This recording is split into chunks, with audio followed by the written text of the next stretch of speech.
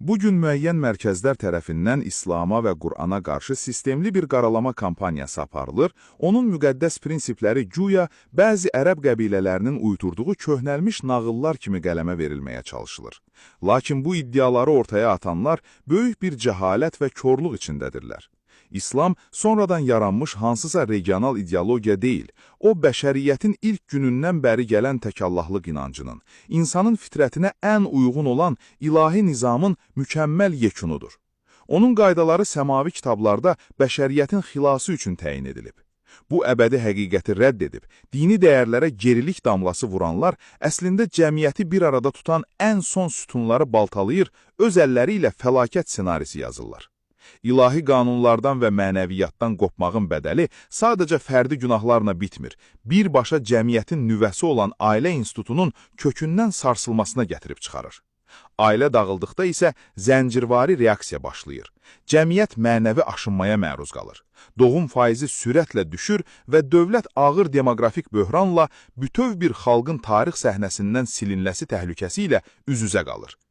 Gəncləri ailədən soyudan, boşanmaları adiləşdirən və dini həyatdan sıxışdırıb çıxarmaya çalışan hər bir addım əslində dövlətin gələcəyinə və milli təhlükəsizliyinə vurulan ən ağır zərbədir. Ailə institutunun zəifləməsini yalnız iş yoxdur, mənzil yoxdur kimi iqtisadi bəhanələrlə izah etmək ən böyük yanlışlıqdır. Şübhəsiz ki, yaxşı dolanışıq və mənzil ailənin möhkəmliyi üçün lazımdır, lakin bu, məsələnin cəmi 50%-dir. Əgər hər şey pulla həll olsaydı, yüzillər əvvəl indiki imkanların heç birinin olmadığı, insanların daxma və çadırlarda yaşadığı ən ağır dövrlərdə ailələr necə qurulurdu? Niyə o zaman boşanmalar yox səviyyəsində idi?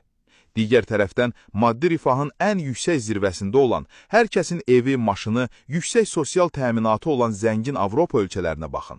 Orada iqtisadi problem yoxdur, amma ailə institutu tamamilə məhv olub. İnsanlar evlənmir, demografiya çöküb və bütöv bir qitə sürətlə qocalır. Əksinə, iqtisadi vəziyyəti ağır, maddi şəraiti çətin olan bir çox şərq ölkələrində ailə bağları, namus anlayışı hələ də ayaqdadır. Şərq çətinliyə rəğmən yaşayır və çoxalır. Çünki oradakı mənəvi kök tam qurumuyub, dinin qaydalarına az-çox əməl olunur. Ən əsası isə, dini dəyərlərin təsiri ilə bətnindəki körpənin canına qəsd etmək, yəni abortlar ən böyük günah və qətl sayılaraq rədd edilir ki, bu da həyatın müqəddəsliyini və nəsli qoruyur. Deməli, ailəni və cəmiyyəti yaşadan pul deyil, həm də mənəviyyatdır.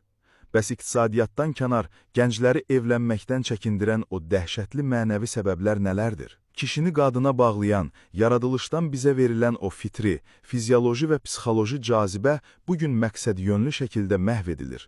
Açıq-saçıq geyimin normaya çevrilməsi, həya sərhədlərinin aşılması və fahişəliyin hər küncdə əlçatan olması insan psixologiyasını dəyişdirib.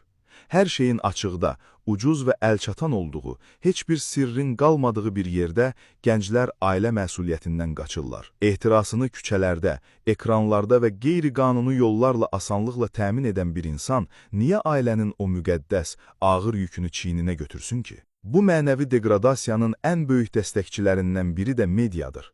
Televiziyalar reyting xatirinə hər gün efirlərə, şou tipli verilişlərdə ən rüsvayçı, dağılmış, xəyanətlə dolu ailələri daşıyaraq, gənclərin şuuraltına ailə qurmaq bədbəşlikdir mesajını yeridirlər. Gənclər bu iyrəncliklərə baxıb, ailədən qorxmağa başlayırlar. Seriallarda isə tamamilə real olmayan, xidmətçiləri, şəxsi sürücüləri, şirkətləri olan saxta lüks həyat təbliğ edilir. Cəmiyyətin heç bir faizini belə təşkil etməyən bu saxta həyatı görən gənclər, real həyatın ən kiçik çətinliyi ilə üzləşən kimi sınır və xülyalarının puç olduğunu görüb dərhal boşanmağa qaçırlar. Asanlıqla boşanmağı təbliğ edən müasir sistemlərin əksinə, Quran ailənin asanlıqla dağılmasının qarşısına aşılmaz sədlər çəkir. İslamda boşanma halal olsa da, Allahın müsbət bilmədiyi bir əməldir və yalnız ən son çarə kimi qəbul edilir.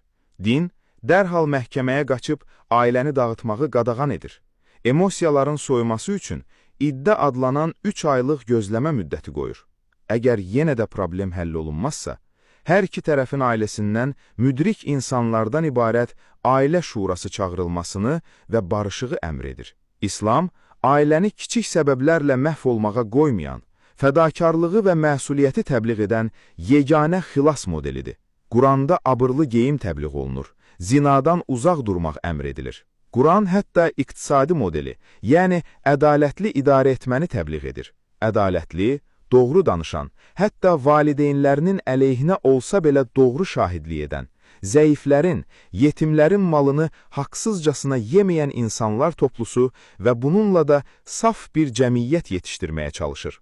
Bütün bu ilahi nizamı görməzdən gəlib, Qurana, İslama və mənəviyyata qarşı çıxanlar əslində oturduqları budağı kəsirlər. Onlar qadına və kişiyə saxta azadlıq gətirdiklərini zənn edirlər.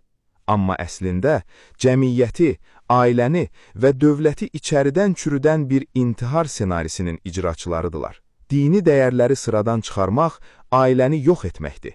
Ailəni yox etmək isə dövləti, bütöv bir xalqı tarixin səhnəsindən silməkdir. Maddi islahatlar, yüksək maaşlar və yeni mənzillər tək başına bizi xilas etməyə yetməyəcək. Əgər biz dövlət olaraq gələcəyimizi sığortalamaq və bu mənəvi uçurumdan dönmək istəyiriksə, Quranın ədalət, abır-həya, məsuliyyət və dürüstlük prinsiplərini qayıtmağa məcburuq. Ailəni yaşadan daş binalar və bank hesabları deyil, qəlblərdəki Allah qorxusu və mənəvi məsuliyyətdir. Gələcəyi qorumaq yalnız köklərə və ilahi dəyərlərə qayıtmaqla mümkündür.